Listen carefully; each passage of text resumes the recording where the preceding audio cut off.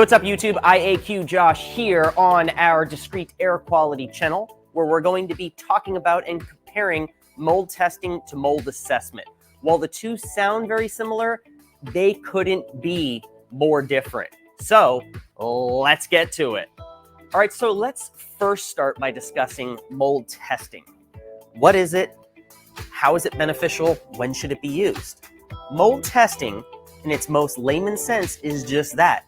It is testing for mold/fungi, where it can be beneficial if you're in a situation where you simply need some level of analytical data, which is typically in the form of a third-party laboratory that evaluates mold samples. If you're looking for this analytical data to either prove a case of for or against mold spores being present in either the air quality or on surfaces, this analytical data derived via mold testing can be beneficial. But if you are actually looking to get to the root of the cause, i.e. causation, aka the source, what's actually causing this formation of mold growth? Is it humidity? Is it a roof leak? Is it a plumbing penetration?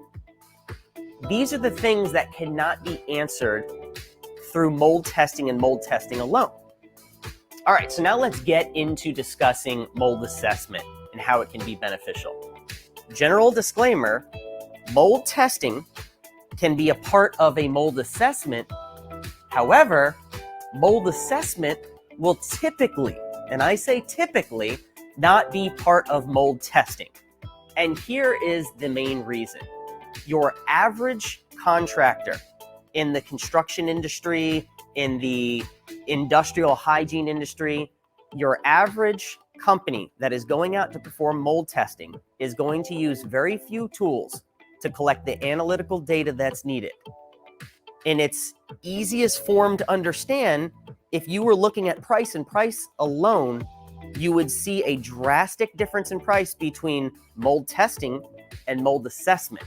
So sometimes price can actually be a good indicator on not necessarily if you're getting what you're paying for, but ultimately, does it fit into category A or does it fit into category B? Both categories have their benefit. It's just a matter of determining which one is best suited for your needs. All right, so where a mold assessment is going to be hugely beneficial is a situation where you've had long-term sustained water damage, water migration patterns, just indications that you've had areas of wet, dry, wet, dry, wet, dry.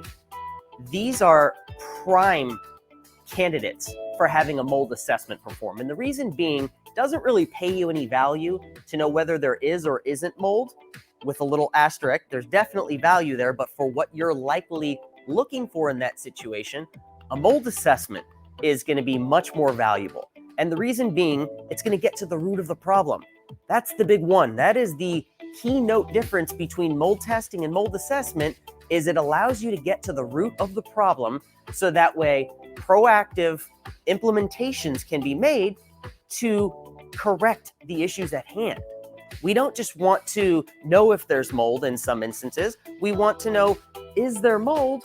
How do I address it? How do I stop this from becoming a reoccurring systemic long-term issue? All right, so now let's bring this down a little bit and put it in a format that anyone and everyone can understand.